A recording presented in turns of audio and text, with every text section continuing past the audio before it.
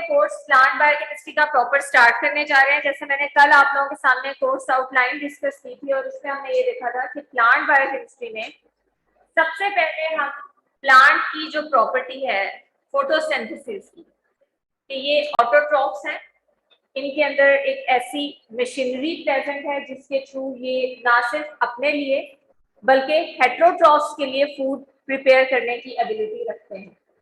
तो हम प्लांट के वो डेडिकेटेड सेल्स जहां पे वो मशीनरी प्रेजेंट है वहां से प्लांट बायोकेमिस्ट्री को स्टार्ट करें। ठीक है, सो जो हमारा फर्स्ट लेक्चर है, इस लेक्चर में हम प्लांट बायोकेमिस्ट्री का स्टार्ट लेंगे from structure and function of mesophilic cells. ठीक है, क्योंकि हमें ये पता है कि मोस्ट ऑफ द टाइम जो अबंडेंट क्वांटिटी में आपके क्लोरोप्लास्ट या फोटोसिंथेटिक मशीनरी है वो इन सेल्स के अंदर प्रेजेंट होती है।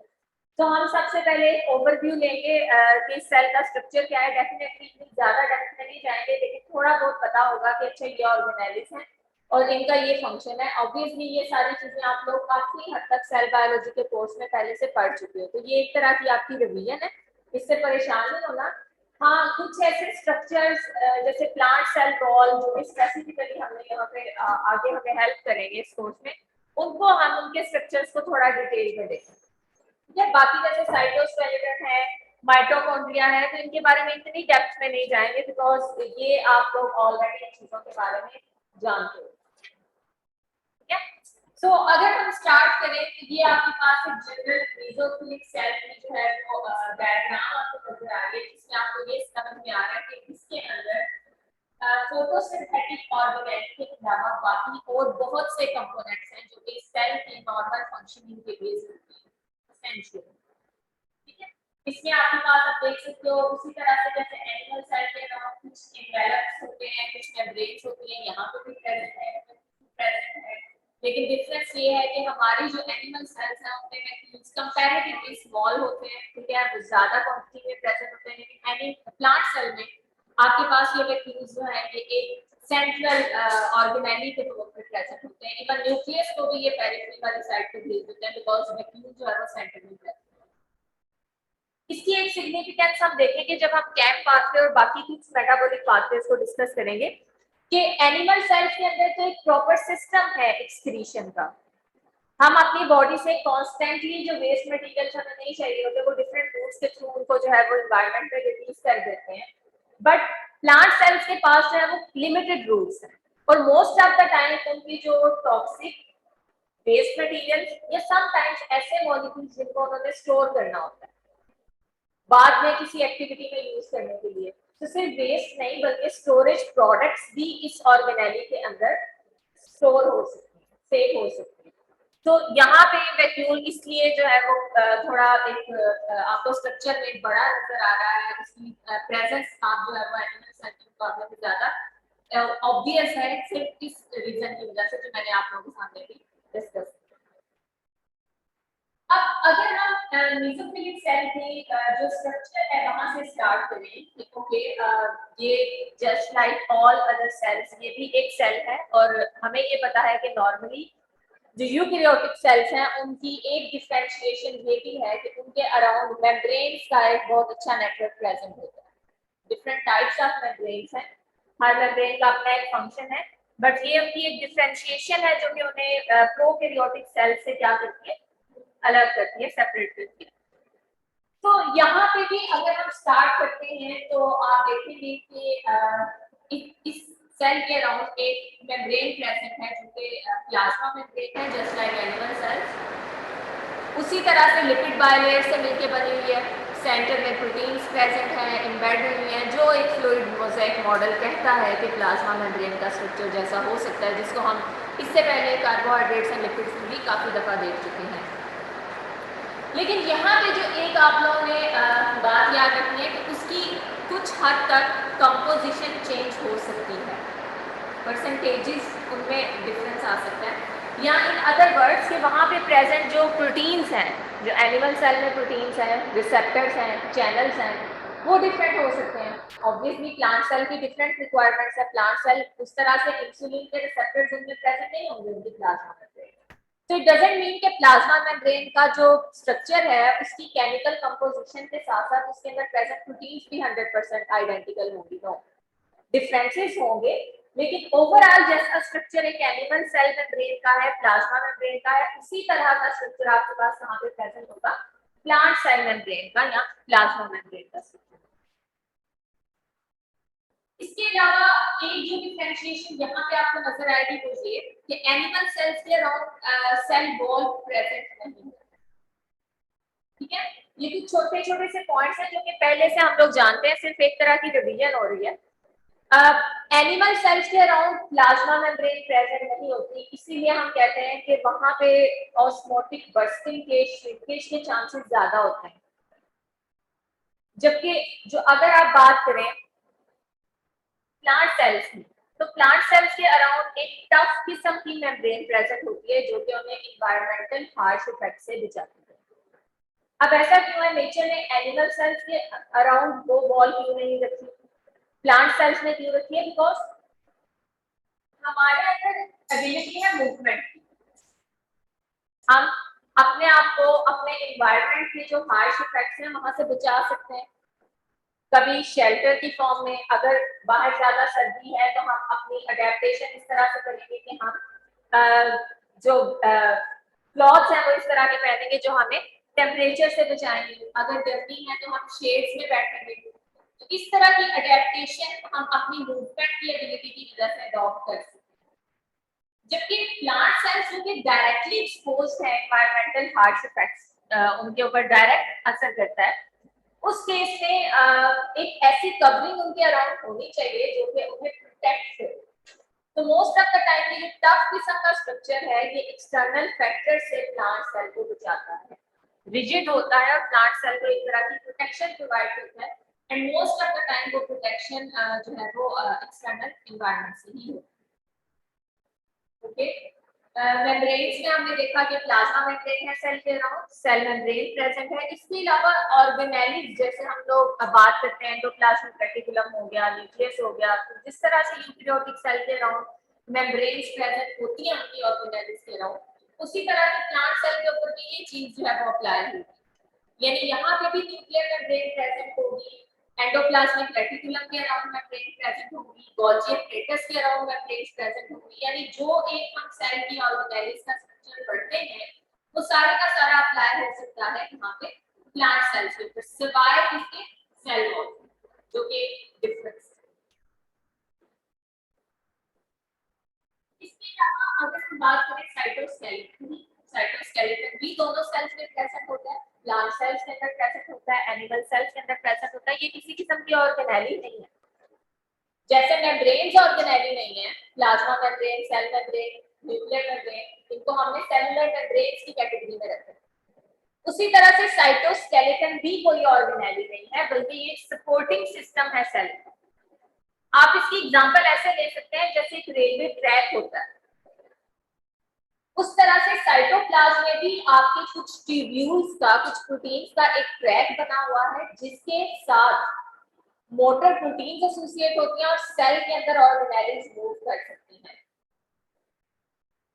आपने अगर एनिमेशन देखी हो, मॉलिक्यूलर का जब कोर्स पढ़ रहे थे तो वहां पे बड़ी अच्छी अच्छी खान अकेडमी और इसके अलावा कुछ ऐसे नए चैनल्स जिनके ऊपर मॉलिक्यूलर की बड़ी अच्छी एनिमेशंस मिलती हैं जिसमें ऑर्गेनेल्स हमें सेल के अंदर मूव करते हुए नजर आ रही है, लेकिन हमेशा वो किसी एक ट्रैक के साथ एसोसिएट होती है। एक रॉड सा होता है, एक ट्यूबुलर सिस्टम होता है जिसके साथ साथ ऑर्गेनेल्स मूव कर रही होती है। तो वो जो सिस्टम है एक्चुअली वो क्या है, साइटोस्केलेटन, जिसमें आपके पास फाइब्रस प्रोटीन्स हैं, इलॉन्गेटेड प्रोटीन्स हैं। जैसे कि ये अगर आपके पास एक सेल का स्ट्रक्चर है तो इसमें इस तरह से एक्सटेंडेड नेटवर्क है आपके पास इंटीग्रल्स का, जिसको क्या कहते हैं, साइटोस्केलेटन। अब यहाँ पे आपके पास हो सकता है एक ऑर्गेनेली कुछ मोटर प्रोटीन्स की वजह से मूव कर रही है इस डायरेक्शन में, या फिर एक ऑर्गेनेली कुछ मोटर प्रोटीन्स की वजह से दूसरी डायरेक्शन में मूव कर रही है। तो सेल के अंदर जो एक डायनामिक सिस्टम है, डायनामिक सिस्टम मींस कि ऐसा नहीं है कि अगर वैक्यूल सेंटर में प्रेजेंट है तो उसकी वहीं पे पोजीशन फिक्स है, लॉक है, वो वहां से मूव नहीं कर सकता। नो, हमें तो ये पता है कि plasma membrane itself fluid in nature है, तो क्या फ्लूइड कांस्टेंट एक पोजीशन पे रह सकता है? No. Cellular system highly dynamic in nature है, वहां पे मूवमेंट्स हो रही होती हैं, लेकिन most of the time organelles जो है वो अपनी उसी डेडिकेटेड लोकेशन के आसपास जो है वो मूव करते हैं। ठीक है, तो ये पॉइंट आपके माइंड में क्लियर होना चाहिए कि सेल के अंदर एक एक्सटेंडेड फाइब्रस प्रोटीन्स का नेटवर्क है जिसे क्या कहा जाता है? साइटोस्केलेटन। और इस साइटोस्केलेटन में एक्चुअली आपके पास जो दो मेजर कंपोनेंट्स हैं, these are microtubules and microfilaments। ठीक है, यानी आप कह सकते हैं कि साइटोस्केलेटन की फर्दर सब डिविजन्स में आपके पास कितनी तरह के फाइब्रस प्रोटीन्स हैं? दो तरह की, आल्फा इंटरमीडिएट फिलामेंट्स में, लेकिन यहां पे जो हम डिस्कस करेंगे बेसिकली वो concept microtubules and microfilaments. In tubules का क्या फंक्शन है प्लांट सेल्स के अंदर? थोड़ा सा इसको डिस्कस कर लेते हैं क्योंकि अब हम पढ़ जो रहे हैं एक सेल को, तो उसकी डिफरेंट जो कंपोनेंट्स हैं थोड़ा बहुत देखते हैं। सबसे पहले आ जाते हैं माइक्रोट्यूब्यूल्स। यहां से आप लोगों को आइडिया हो जाएगा कि ये जो फाइबर्स हैं ये किन प्रोटीन से मिलके बने। मैंने अभी कहा ना ये फाइब्रस प्रोटीन्स हैं, तो माइक्रोट्यूब्यूल्स जो है ये कौन सी प्रोटीन्स प्रेजेंट है? ट्यूबुलिन प्रोटीन्स, और वो दो तरह की हैं, alpha and beta tubulins. Okay, इन ट्यूबुलिन प्रोटीन्स का फंक्शन क्या है?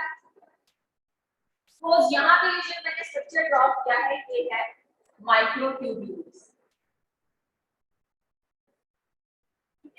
अब क्वेश्चन ये है कि ये माइक्रोट्यूब्यूल्स यहाँ पे प्रेजेंट क्यों है? सेल में फाइब्रस प्रोटीन्स की जरूरत क्यों है? इसमें आपके पास 2 से 3 इसकी रीजन आ सकती हैं। जैसे पहला आंसर तो यहाँ से दिया हुआ है कि आपके सेल के अंदर जो ऑर्गेनेलिस हैं उन ऑर्गेनेलिस को ये माइक्रोट्यूब्यूल्स मूवमेंट में हेल्प करते हैं। इन माइक्रोट्यूब्यूल्स के साथ कुछ खास किस्म की प्रोटीन्स एसोसिएट होती हैं जिन प्रोटीन्स को कहा जाता है मोटर प्रोटीन्स। ठीक है, और इन मोटर प्रोटीन्स के साथ ऑर्गेनेलिस एसोसिएट होकर क्या करते हैं? मूवमेंट शो करते हैं, और इस प्रोसेस में इन्हें एटीपी से एनर्जी मिलती है। ये तो हमें पहले ही पता है कि सेलुलर मूवमेंट के अंदर एटीपी यूज होती है, चाहे वो मसल मूवमेंट हो, कंट्रैक्शन रिलैक्सेशन का प्रोसेस हो, एटीपी का एक्सपेंस वहां पे जरूर होगा। ठीक है, सो पहला जो आपके पास ट्यूब्यूलर कंपोनेंट है माइक्रोट्यूब्यूल्स, वो किन किन प्रोटीन से मिलकर बना है? Alpha and beta tubulin. और इन प्रोटीन्स का फंक्शन क्या है कि these microtubules they are associated with motor proteins, और ये सेलुलर ऑर्गेनेल्स को मूव कराते हैं। This movement is active movement because यहाँ पे एटीपी की हाइड्रोलाइसिस होगी, एटीपी यूज होगा। ठीक है, सो मोटर प्रोटीन्स हमेशा एटीपी को यूज करेंगे, इस पॉइंट को माइंड में रखिएगा। इसके अलावा शायद आप लोगों को याद हो, अगर सेल साइकिल आपके माइंड में है कि वहां पे जब सेल डिवाइड होने लगता है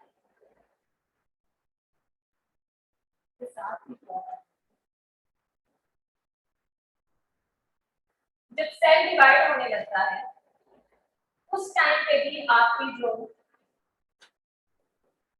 क्रोमैटिक मटेरियल है उसको अलाइन करने के लिए कुछ खास किस्म के फाइबर्स होते हैं। ठीक है, यहाँ पे भी ये साइटोस्केलेटन के जो एलिमेंट्स हैं ये यूज होते हैं। माइक्रोट्यूब्यूल्स, माइक्रोफिलामेंट्स सेल डिवीजन में भी इंपॉर्टेंट रोल प्ले करते हैं। ठीक है, सो एक तरफ सेल डिवीजन और दूसरी तरफ आपने देख लिया कि ये ऑर्गेनेलिस की मूवमेंट में यूज होते हैं। ओके, अब हम मूव करते हैं second type of fibrous proteins जो कि क्या है? माइक्रोफिलामेंट्स। सबसे पहला डिफरेंस तो हमें ये पता चल गया कि इनके प्रोटीन कंपोनेंट डिफरेंट है, ट्यूबुलिन नहीं है बल्कि कौन सा है? एक्टिन है। और दूसरी चीज यहाँ पे कि नॉर्मली जो हमारी जो मसल्स के केस में हम मूवमेंट का एक मैकेनिज्म पढ़ते हैं, एक्टिन मायोसिन इंटरेक्शन और उसके बाद क्रॉस ब्रिजेस का बनना, थिक थिन फिलामेंट्स का आपस में ओवरलैप करना और फिर मसल्स को जो है वो पुल या पुश करना, तो वो पूरा मैकेनिज्म जो है वो माइक्रोफिलामेंट्स उसमें बहुत इंपॉर्टेंट रोल प्ले करते हैं, पर्टिकुलरली एक्टिन फिलामेंट्स। ठीक है, सो माइक्रोट्यूब्यूल्स, माइक्रोफिलामेंट्स ये दोनों साइटोस्केलेटन हैं जो कि एक्चुअली सेल के अंदर प्रेजेंट होते हैं, ना सिर्फ एनिमल बल्कि प्लांट सेल्स के। यहाँ पे आप नेटवर्क देखते हैं, ये आपके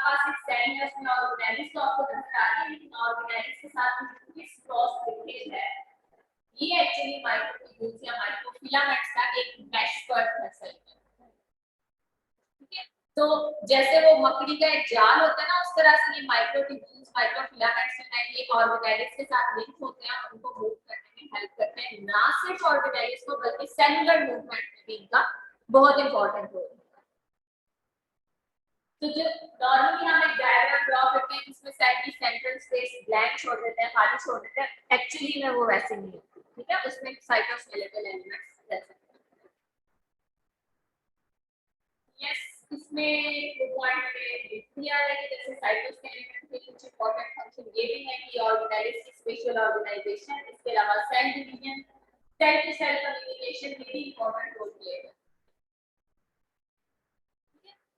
अब साइटोस्केलेटन को डिस्कस करने के बाद हम मूव करते हैं टुवर्ड्स सेलुलोज या सेल वॉल। जो एक डिफरेंस है प्लांट और एनिमल सेल्स के दरमियान, वो किस चीज का था? Cell wall. तो अब हम सेल वॉल को थोड़ा सा डिटेल में डिस्कस करेंगे, बिकॉज अगर हम प्लांट बायोकेमिस्ट्री पढ़ रहे हैं तो इट मींस कि प्लांट की सारी प्रॉपर्टीज हमें पता होनी चाहिए। और अगर सेल वॉल एक ऐसा यूनिक मेम्ब्रेन कंपोनेंट है जो कि सिर्फ प्लांट सेल्स के अंदर प्रेजेंट है, तो इट मींस कि सेल वॉल पे भी हमारी ग्रिप होनी चाहिए। तो अब हम स्टार्ट करेंगे सेल वॉल।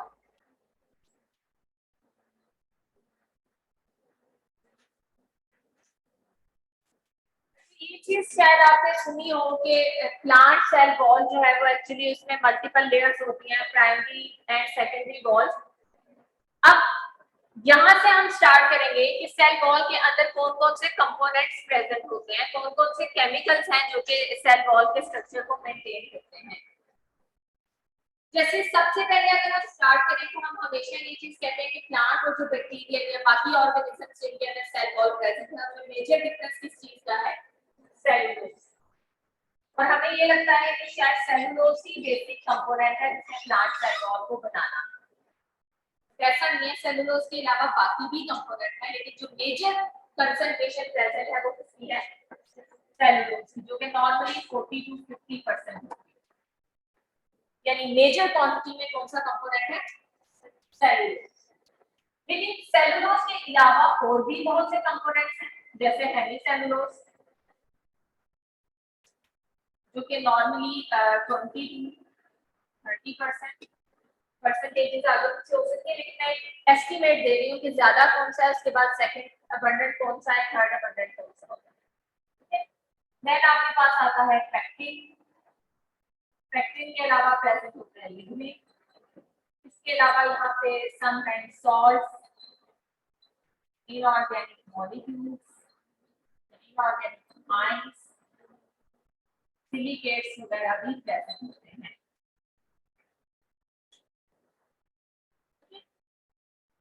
ये मेजर कंपोनेंट्स हैं प्लांट सेल वॉल के, जो कि डिफरेंट कंसंट्रेशंस में प्रेजेंट होते हैं। और नॉर्मली अगर हम सेल वॉल की बात करें तो जैसे मैंने अभी कहा है, इसको हम डिवाइड करते हैं कि ये प्राइमरी भी हो सकती है,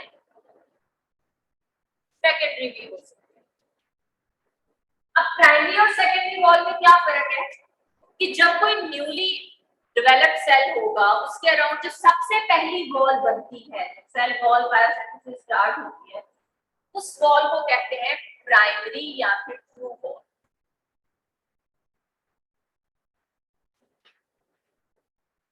ठीक है, जिसमें नॉर्मली कौन कौन से कंपोनेंट्स प्रेजेंट होते हैं? Cellulose, hemicellulose and pectin. यानी ये वो एसेंशियल कंपोनेंट्स हैं जो कि हर प्लांट सेल वॉल के अराउंड, हर न्यूली डेवलप्ड सेल की जो वॉल है, पहली वॉल, उसमें प्रेजेंट है, जिसे हम क्या कहते हैं? प्राइमरी वॉल या फिर ट्रू सेल। अब समटाइम्स इन सेल्स की इनर सरफेस यानी प्राइमरी वॉल की अंदर वाली साइड पे एक और वॉल डेवलप होना शुरू होती है, जो कि कंपैरेटिवली उसे ज्यादा रिजिड बना देती है, उसके स्ट्रक्चर को ज्यादा कॉम्प्लेक्स बना देती है। यानी यहाँ पे अगर ये प्राइमरी वॉल है, इसमें सेलुलोज है, हेमीसेलुलोज है, पेक्टिन है, ये एक लेयर बन गई। देन इसकी इनर सरफेस पे एक और वॉल बनना शुरू होती है और इसको क्या कहा जाता है? सेकेंडरी वॉल, जिसमें आपके पास आते हैं लिग्निन, सिलिकेट्स, इनऑर्गेनिक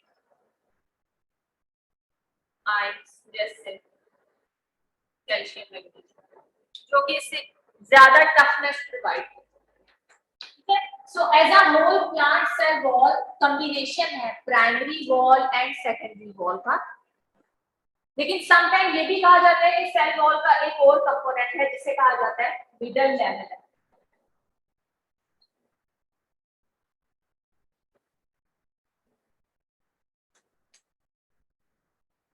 ये वो पोर्शन है, जैसे अगर आप एक टिश्यू की एग्जांपल लेते हो तो ये एक सेल की प्राइमरी वॉल है, ये दूसरे सेल की प्राइमरी वॉल है, इनके दरमियान जो एडिशनल वॉल होगी इसे क्या कहा जाएगा, मिडल लैमेला। यानी सबसे पहली जो वॉल बनती है सेलुलोज, हेमीसेलुलोज, पैक्टिन, वो प्राइमरी या टू सेल वॉल है। उसके बाद उसको मजीद रिजिड या उसको टफनेस प्रोवाइड करने के लिए लिग्निन और बाकी इनऑर्गेनिक सेल वॉल और दो नेबरिंग सेल्स की प्राइमरी वॉल्स के दरमियान जो लेयर होगी उसे क्या कहा जाएगा, मिडल लेयर, क्योंकि वो मिडल ऑफ टू सेल्स के दरमियान एक लेयर है। ठीक है, तो ये आपके पास एक बेसिक स्ट्रक्चर माइंड में होना चाहिए कि सेल वॉल कैसी होती है। अब हम यहाँ से स्टार्ट करेंगे सेलुलोज क्या है, हेमीसेलुलोज क्या है, किस तरह से इसके स्ट्रक्चर्स बनते हैं, और उसके बाद सेल वॉल के टॉपिक को एंड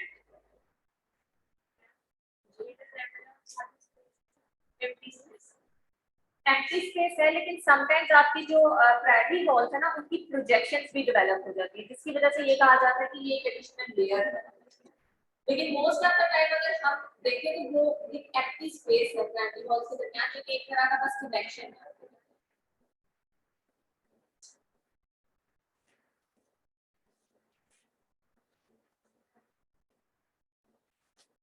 ओके बच्चों, अब हम स्टार्ट करेंगे प्लांट सेल वॉल के सबसे पहले कंपोनेंट सेलुलोज से।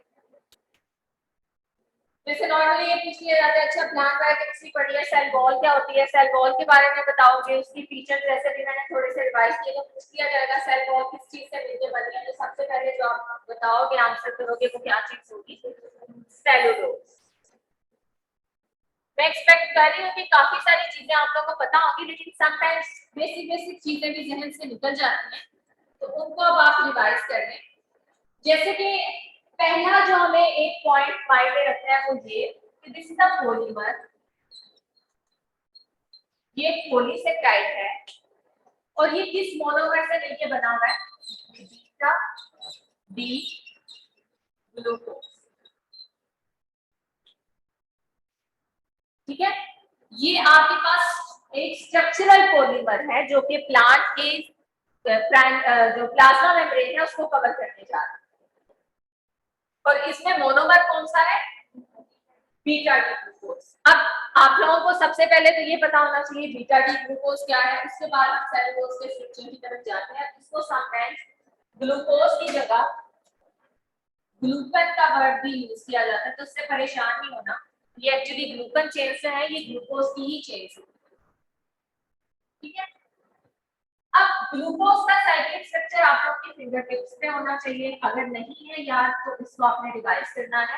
ये हम लोग कार्बोहाइड्रेट्स एंड लिपिड्स में ये चीजें पढ़ते हैं। अब नॉर्मली तो हम ये कहते हैं कि अगर आपके पास इस पोजीशन के ऊपर जो हाइड्रोक्साइल ग्रुप है वो अपवर्ड प्रेजेंट है, हाइड्रोजन डाउनवर्ड प्रेजेंट है, तो दिस इज बीटा शुगर। बाकी स्ट्रक्चर में ड्रॉ करती हूं यहाँ पे।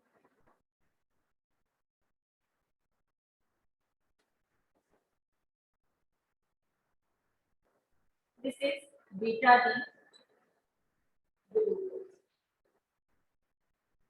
ठीक है, अब एक बीटा डी ग्लूकोज, एक बीटा डी ग्लूकोज का स्ट्रक्चर मैंने आप लोगों के सामने ड्रॉ किया, लेकिन मैंने कहा है ये पॉलीमर है। पॉलीमर का मतलब है, और यहाँ पे पॉलीमर के साथ मैं लिख देती हूँ होमोपॉलीमर, व्हिच मींस के सेम मोनोमर की रेपिटेशन के बाद ये पॉलीमर बनेगा। पॉलीमर उसे कहते हैं ना जिसमें एक से ज्यादा सब यूनिट्स प्रेजेंट होते हैं, वो सिमिलर हुए तो होमोपॉलीमर, डिफरेंट हुए तो हेटेरोपॉलीमर। अब होमोपॉलीमर का वर्ड जब मैंने इंट्रोड्यूस कराया तो आपको पता चल गया कि एक ही मोनोमर है और वो 1000 ऑफ टाइम्स रिपीट हो सकता है। और वो मोनोमर कौन सा है? Beta D glucose. सो इसका मतलब है कि सेलुलोज के स्ट्रक्चर के लिए आपको सिर्फ बीटा डी ग्लूकोज के स्ट्रक्चर को माइंड में रखना है और उनके दरमियान कैसा लिंकेज है इसको माइंड में रखना है, तो आप कंप्लीट स्ट्रक्चर ड्रॉ कर सकते हैं। सो मैं यहाँ पे 3 ग्लूकोज की जो साइक्लिक स्ट्रक्चर्स हैं वो ड्रॉ करूंगी और उसके बाद आप लोग जो हेल्प करोगे कि हमने बॉन्ड कहाँ बनाना है।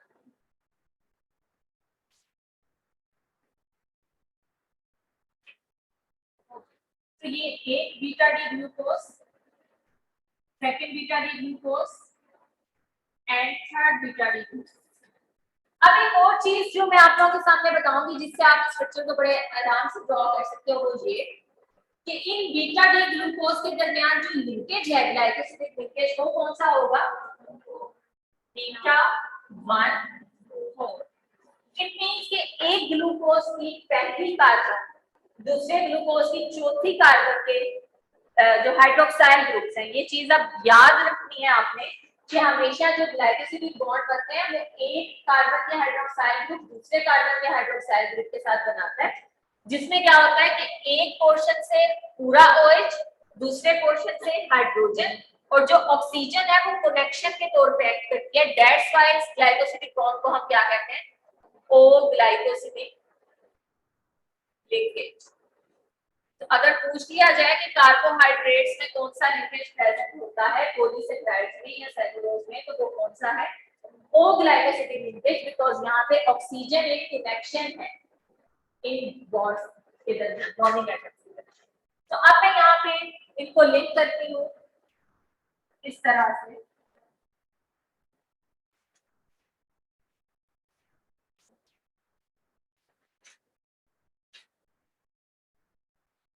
यहाँ से ऑब्वियसली ये पीछे वाले किसी शुगर के साथ लिंकेज में इन्वॉल्व होगा और ये वाला जो ये किसी इनकमिंग शुगर के साथ, ठीक है।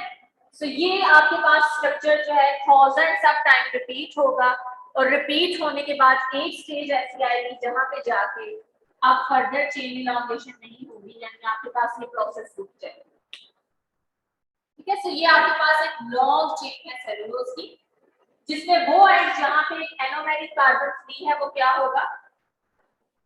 रिड्यूसिंग। और वो एंड जहां पे एनोमेरिक कार्बन फ्री नहीं है, फर्स्ट कार्बन फ्री नहीं है, तो कभी भी फर्स्ट कार्बन फ्री नहीं होगी ना। जो भी यहाँ पे शुगर प्रेजेंट होगी उसकी हमेशा कौन सी कार्बन अवेलेबल होगी? Fourth one. ये वाला एंड कौन सा होगा? Non reducing and. तो हमेशा पॉलीसेकेराइड्स में जो लेफ्ट टर्मिनस पे एंड होता है उसको हम क्या कहते हैं? Non reducing. और जो राइट टर्मिनस पे एंड होता है वो क्या होता है? रिड्यूसिंग। और इसकी रीजन क्या है कि लेफ्ट टर्मिनस पे हमेशा आपके पास जो है वो एनोमेरिक कार्बन ग्लाइकोसिडिक बॉन्ड में इन्वॉल्व होती है, लेकिन राइट टर्मिनस पे सबसे एंड वाली जो शुगर है उसकी एनोमेरिक कार्बन अवेलेबल होती है, तो वो क्या होता है? Reducing sugar. ये पॉइंट क्लियर हो गया आपको? सिंपल बीटा डी ग्लूकोज की पॉलीमराइजेशन, बीटा 1 ग्लाइकोसिडिक बॉन्ड, और यहाँ पे मैंने रिड्यूसिंग और नॉन रिड्यूसिंग एंड्स बताए हैं कि पॉलीसेकेराइड का वो एंड जहाँ पे आपकी एनोमेरिक कार्बन या फर्स्ट कार्बन ग्लाइकोसिडिक बॉन्ड में इन्वॉल्व है फ्री नहीं है, वो नॉन रिड्यूसिंग होगा। और पॉलीसेकेराइड का वो एंड जहाँ पे आपकी फर्स्ट या एनोमेरिक कार्बन अवेलेबल है, फ्री है, वो कौन सा एंड होगा? Reducing and. तो ये एक लीनियर चेन है। अभी ये लीनियर चेन बनी है, लेकिन आगे जाके मैं बताऊंगी कि एक सेलुलोज चेन दूसरी सेलुलोज चेन के साथ, सपोज ये एक चेन है, इसी तरह से हम नीचे एक चेन ड्रॉ करते हैं। अब मैं यहाँ पे ग्लूकोज को सर्कल से ड्रॉ करूंगी, ठीक है। तो यहाँ पे आपकी एक चेन दूसरी चेन के बिल्कुल पैरेलल आती है और इनके जो हाइड्रोक्साइल ग्रुप्स हैं ये आपस में हाइड्रोजन बॉन्डिंग करते हैं और इस तरह से आपके पास जो सेलुलोज है उसका एक क्रिस्टलाइन स्ट्रक्चर बनता है। यानी ऐसा नहीं है कि प्लांट की सेल वॉल के अंदर सिर्फ एक सेलुलोज प्रेजेंट है, नो, एक चेन दूसरी चेन तीसरी चेन मल्टीपल चेन्स बनती हैं, वो आपस में क्रिस क्रॉसिंग के थ्रू हाइड्रोजन बॉन्डिंग के थ्रू एक टफ सा स्ट्रक्चर बनाती है, ठीक है। सो ये चीज आपने अपने माइंड में जरूर क्लियर रखनी है कि सेलुलोज की लीनियर चेन एसोसिएट होगी via inter chain hydrogen bonding. Interchain का मतलब है एक चेन दूसरी चेन के साथ हाइड्रोजन बॉन्ड करेगी। जैसे आप यहाँ पे देख सकते हो, स्लाइड्स अगर मैं आप लोगों के साथ शेयर करूँ तो यहाँ पे आप ऑब्जर्व कर सकते हो कि ये आपके पास जो चेन है सेलुलोज की लीनियर चेन, और उसके बाद ये पैरेलल फैशन है दूसरे साथ में तो क्या करते हैं हाइड्रोजन बॉन्ड के साथ। जैसे ये इस तरह का स्ट्रक्चर आता है। ओके, अब हम मूव करते हैं सेकंड कंपोनेंट की तरफ व्हिच इज हेमिसेलुलोज।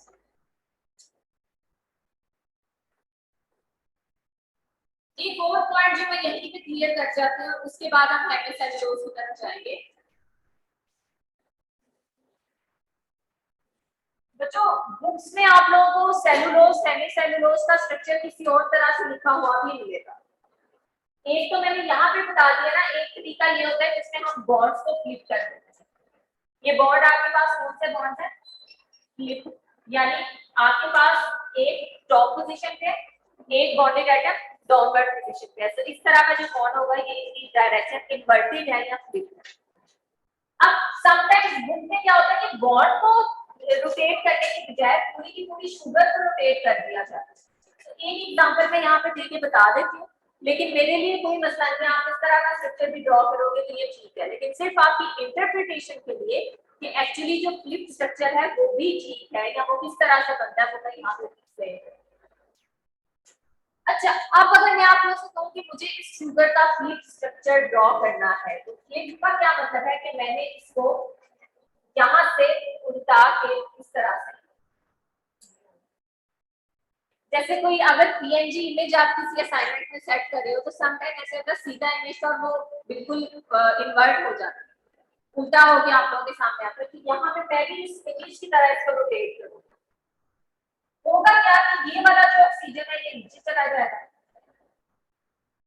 यहाँ से इस तरह साइकिल ड्रॉ करते हैं। ये देखो जो साइक्लिक स्ट्रक्चर था वो फ्लिप हुआ ना, इन्वर्ट हुआ, बिल्कुल जो आपके पास पोजीशन ऊपर थी इसको अगर मैं यहाँ से इस तरह से करूँ तो ये बिल्कुल ठीक हो जाएगा, उसी डायरेक्शन में आ जाएगा, लेकिन मैंने यहाँ से इसको उठा के इस तरह से किया। ठीक है, तो अब यहाँ पे क्या होता है कि ये वाला जो आपके पास कार्बन है फर्स्ट कार्बन है, तो ऑब्वियसली अगर पूरी शुगर इन्वर्ट हुई है तो यहाँ पे OH ग्रुप अपवर्ड था, लेकिन यहाँ पे कहाँ चला जाएगा? डाउनवर्ड। ये अगर सेकंड कार्बन है और इसको आप इसके साथ कंपेयर करो तो इस केस में OH ग्रुप अपवर्ड होगा, हाइड्रोजन कहाँ पे जाएगी? डाउनवर्ड। थर्ड कार्बन क्या है कि यहाँ पे आपकी हाइड्रोजन अपवर्ड होगी, OH डाउनवर्ड। फोर्थ कार्बन पे जाओ तो OH अपवर्ड जाएगा, हाइड्रोजन डाउनवर्ड, और यहाँ पे आपके पास हाइड्रोजन और यहाँ पे CH2OH। ठीक है, तो आपकी जो स्लाइड्स के अंदर स्ट्रक्चर्स है वो इस तरह से दिए हुए हैं, लेकिन वहां से आपने सिर्फ पोजीशन देखनी है कि ओके इस केस में 6 कार्बन के साथ अटैच है तो आप वहां पे अटैच कर सकते हो, थर्ड कार्बन के साथ कोई ग्रुप अटैच है तो आप यहाँ पे कर सकते हो, सेकंड कार्बन के साथ कोई ग्रुप अटैच है तो आप यहाँ पे अटैच कर सकते हो। जस्ट एक एग्जांपल के लिए मैं आप लोगों के साथ स्लाइड शेयर करती हूँ और हेमिसेलुलोज का स्ट्रक्चर हम कहां से देखें। यहाँ पे अगर आप देखो तो हेमिसेलुलोज है ये भी पॉलीसेकेराइड है, लेकिन ये होमोपॉलीसेकेराइड नहीं है, ये हेटेरोपॉलीसेकेराइड।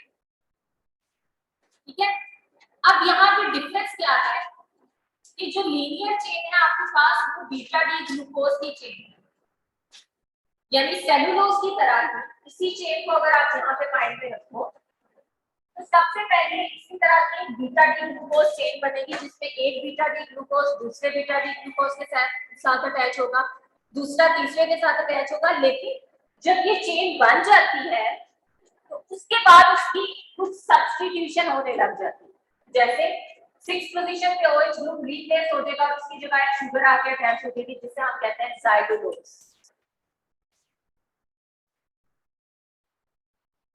अब ये सेलुलोज नहीं रहा, सेलुलोज होमोपॉलीसेकेराइड था ना, अब ये किसमें कन्वर्ट हो गया? हेमिसेलुलोज। इसी तरह से अगली किसी शुगर के सेकंड पोजीशन पे आके क्लोज अटैच हो गई है L-अरेनिनोज, उससे अगली शुगर के 6th पोजीशन पे जाइलोलोज भी अटैच है और जाइलोलोज के साथ आगे गैलेक्टोज, और उस गैलेक्टोज के बिल्कुल साथ फ्रूक्टोज अटैच है। इन शुगर के स्ट्रक्चर एक दफा देखिएगा, ये कार्बोहाइड्रेट्स एंड लिपिड्स में हमने पढ़े होंगे। नेक्स्ट क्लास में आप लोगों ने इन सब के स्ट्रक्चर एक दफा रिवाइज करके आने हैं, जिन जिन शुगर्स का मैंने यहाँ पे बताया, ठीक है। सो इसी तरह से जैसे आपने सेलुलोज का स्ट्रक्चर ड्रॉ किया, जो कि क्या था, बीटा 1 4 लिंक ग्लूकोज, वैसा ही सेलुलोज की, हेमीसेलुलोज की बैकबोन होगी, यानी बैकबोन में बीटा डी ग्लूकोज ही है, लेकिन उनकी सेकंड, थर्ड या सिक्स्थ पोजीशन के ऊपर कोई और मोनोसेक्राइड भी आके अटैच हो सकती है, और वो कौन सी है, जाइलोलोज, मेनोज, गैलेक्टोज, ग्लूकोज, यानी ग्लूकोज के अलावा बाकी कोई सी पेंटोज या हेक्सोज वहां पे आके अटैच हो सकती है। सो हम कह सकते हैं कि hemicellulose is actually the mixture of पेंटोजेस and hexoses. इसमें 5 कार्बन शुगर्स भी हैं और 6 कार्बन शुगर्स भी हैं। पॉइंट समझ में आ गया? नेक्स्ट आता है हमारे पास पेक्टिन का स्ट्रक्चर।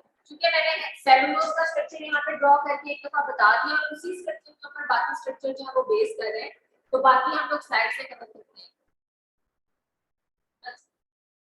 सेलुलोज का पता चल गया, होमोपोलिमर है, बीटा डी ग्लूकोज से मिलकर बना है, बीटा डी ग्लूकोज के दरमियान बीटा 1 4 ग्लाइकोसिडिक बॉन्ड है। हेमीसेलुलोज के बारे में हमने देखा कि वो एक्चुअली मिलके बना है बीटा डी ग्लूकोज से, बीटा डी ग्लूकोज में बीटा 1 4 ग्लाइकोसिडिक बॉन्ड है, लेकिन उन ग्लूकोज की 6 सेकंड या थर्ड पोजीशन के ऊपर बाकी शुगर अटैच हो सकती है।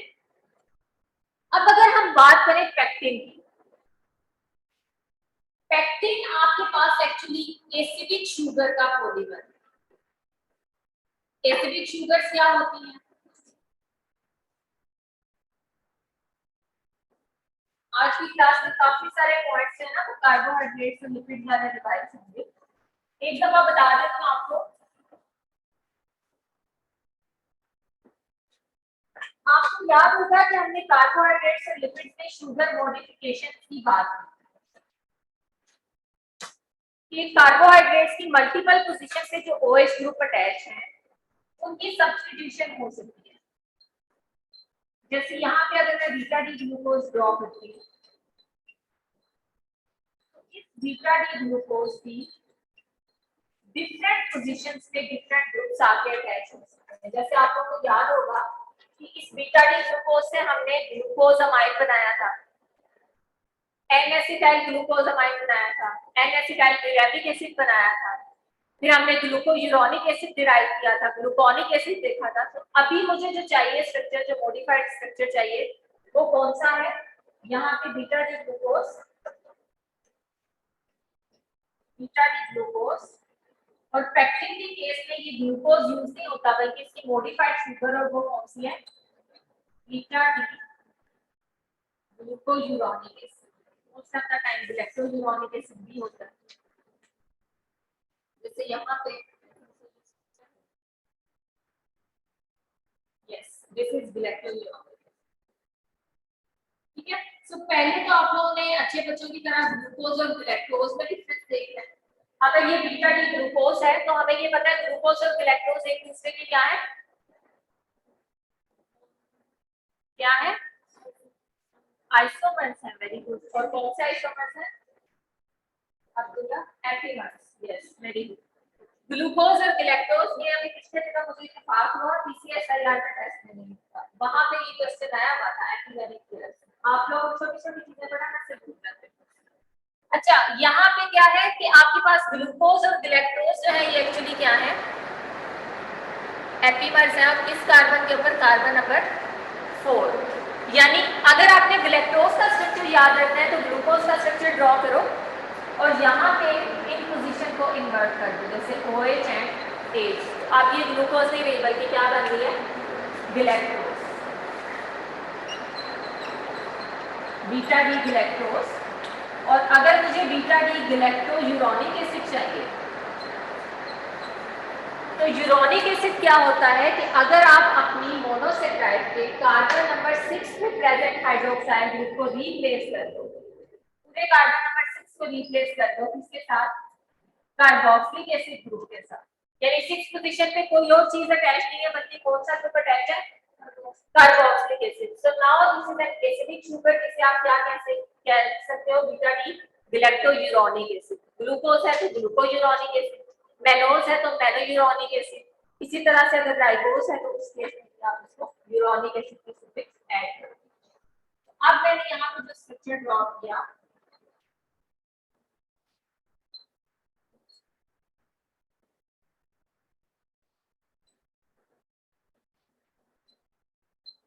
इसमें 6 पोजीशन पे कौन सा ग्रुप अटैच है, कार्बोक्सिलिक एसिड। तो क्या इस बात की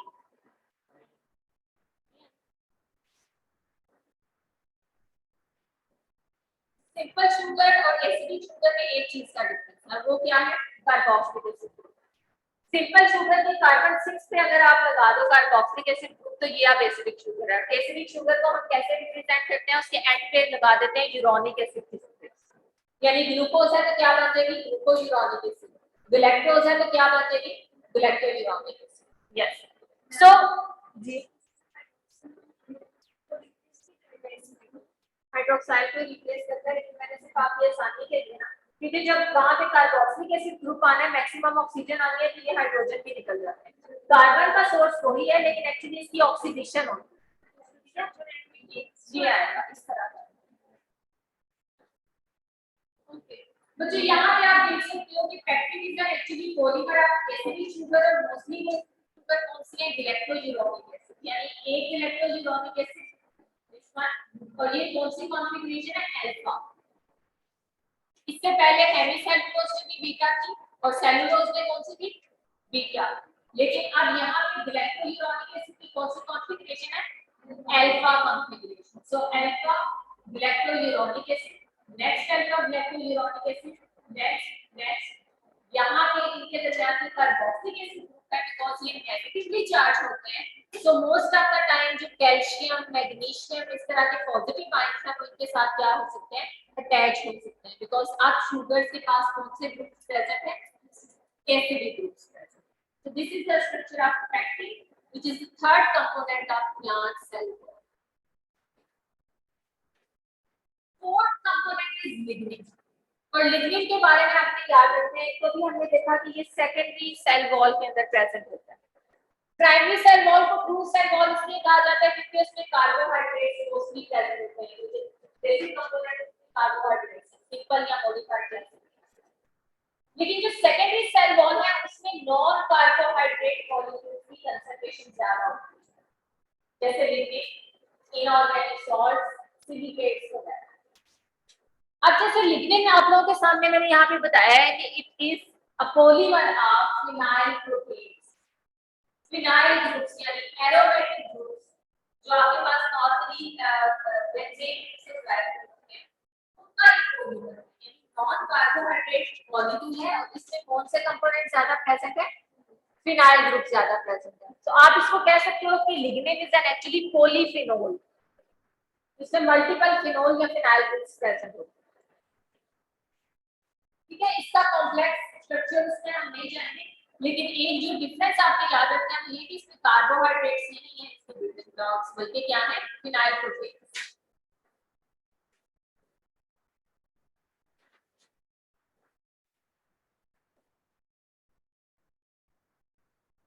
ओके, अब हमें ये पता है कि जो प्लांट्स हैं, इन प्लांट्स से हमें फूड मिलती है, फ्रूट्स मिलते हैं, बहुत सारी इंडस्ट्रीज ऐसी हैं जो कि इन फ्रूट से जूस को एक्सट्रैक्ट करती हैं और उनके अंदर एंजाइम्स यूज होते हैं। अब नेचर के अंदर माइक्रो ऑर्गेनिजम्स के अंदर एबिलिटी होती है कि वो प्लांट की सेल वॉल को क्या कर सकते हैं, हाइड्रोलाइज कर सकते हैं। अगर हम अपनी बात करें तो हम उसको डाइजेस्ट नहीं कर सकते, हमारे लिए वो एक तरह के फाइबर्स हैं, लेकिन उनमें से एनर्जी एक्सट्रैक्ट करना, उनमें से जूस एक्सट्रैक्ट करना अगर हम लोग चाहते हैं तो उसके लिए हमें हेल्प लेनी पड़ती है माइक्रोबियल एंजाइम्स की। तो ये चीज माइंड में होनी चाहिए कि प्लांट की सेल वॉल बेशक टफ है, रिजिड है, बट स्टिल उसको डाइजेस्ट किया जा सकता है, उसको हाइड्रोलाइज किया जा सकता है उन एंजाइम्स की मदद से जो कि माइक्रो ऑर्गेनिजम्स के अंदर प्रेजेंट है। जैसे सेलुलोज की बात करें तो उसको हाइड्रोलाइज करने के लिए सेलुलोज एंजाइम्स प्रेजेंट है। हेमीसेलुलोज की बात करें तो उसके लिए भी हेमीसेलुलेसिस की एक बहुत वैरायटी प्रेजेंट है, जिसमें से कुछ हेमीसेलुलेसिस टारगेट करते हैं एनिमल को ला कर देते हैं, कुछ तो जाइलोज को ला करते हैं, कुछ एंजाइम सिंथेटिक उसकी चेन है उसको ब्रेक करते हैं। सो मल्टीपल एंजाइम्स अवेलेबल हैं जो कि प्लांट सेल वॉल के स्ट्रक्चर को ब्रेक करके सेल को ओपन कर सकते हैं, के मटेरियल्स को डिग्रेड। जैसे यहाँ पे बताया गया है कि अगर आप जस्ट एक एग्जांपल है, ये चीज तो वैसे क्लियर है कि अगर आप एक्सपेरिमेंट के लिए किसी माइक्रो ऑर्गेनिज्म को इंक्यूबेट करो विद प्लांट लीव्स, तो वो उस लीव से जो सेल वॉल का स्ट्रक्चर है उसको डिग्रेड करके प्रोटोप्लास्ट को मेक कर सकते हैं, जिसका क्या मतलब है कि आपके पास वो एंजाइम्स अवेलेबल हैं जो कि सेल वॉल को डिग्रेड करेंगे, और जो सेल वॉल के बाद पीछे आपके पास मटेरियल बचेगा वो क्या होता है, प्रोटोप्लास्ट। ठीक है, सो माइक्रो ऑर्गेनिज्म जो है वो सेल वॉल को हाइड्रोलाइज कर सकते हैं, उसको ब्रेक कर सकते हैं, और ये एबिलिटी उनके अंदर प्रेजेंट एंजाइम्स की वजह से।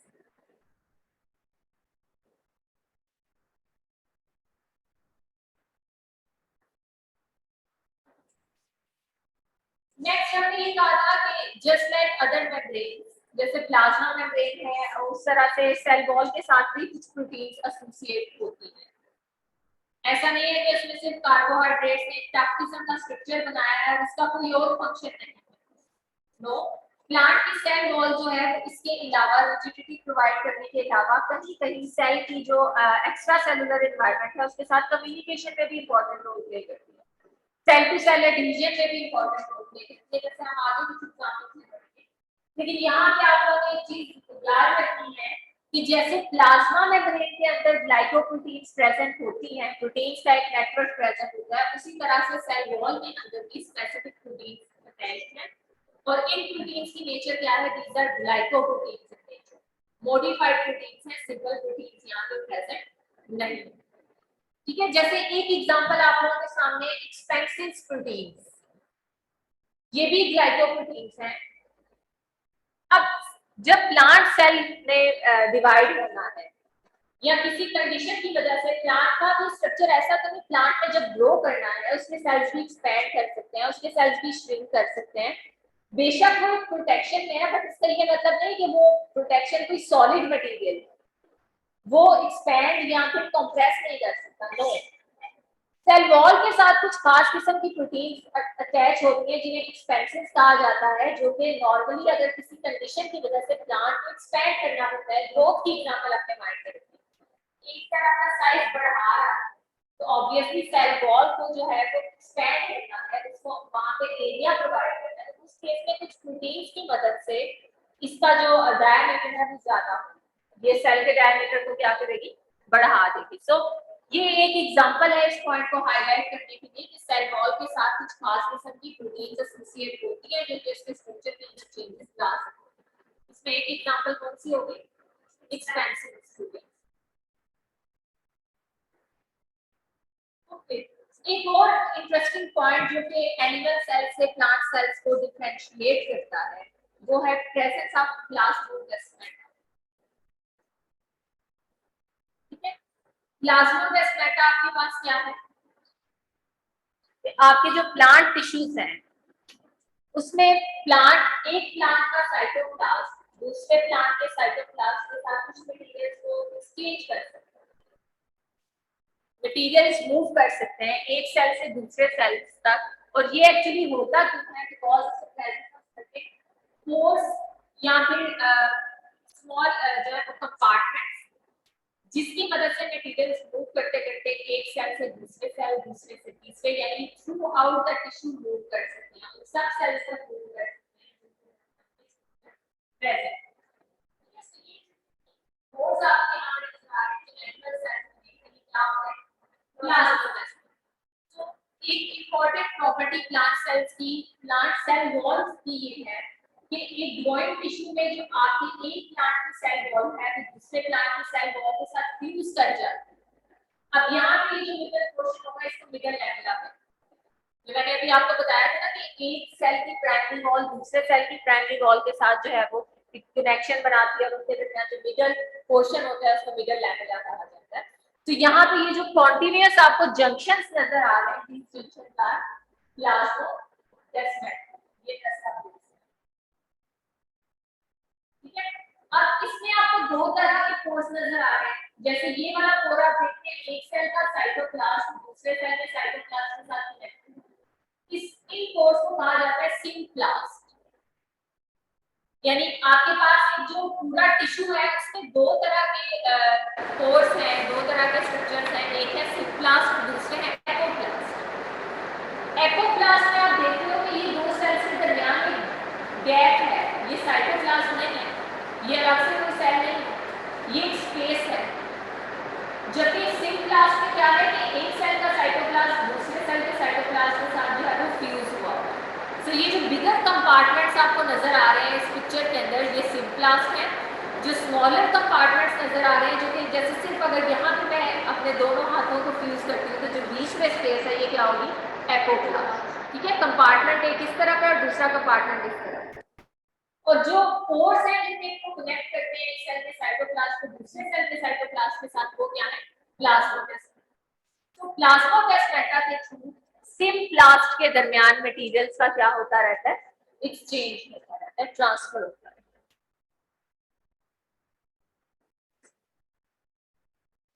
उसके बाद ये कुछ समरी है जिसमें डिफरेंट ऑर्गेनेलिज कुछ ऐसी थी जिनको मैंने यहाँ पे ऐड नहीं किया है, एंडोप्लाज्मिक रेटिकुलम वगैरह, लेकिन आप लोग वन लाइन में एक दफा उनके फंक्शंस को समराइज कर सकते हैं फोटोसिंथेसिस के प्रोसेस को स्टार्ट करने से पहले, ताकि आप लोगों को आइडिया हो कि प्लांट सेल में कौन कौन सी ऑर्गेनेलिज है, उनका क्या फंक्शन है, क्या वो यूनिक फंक्शन है।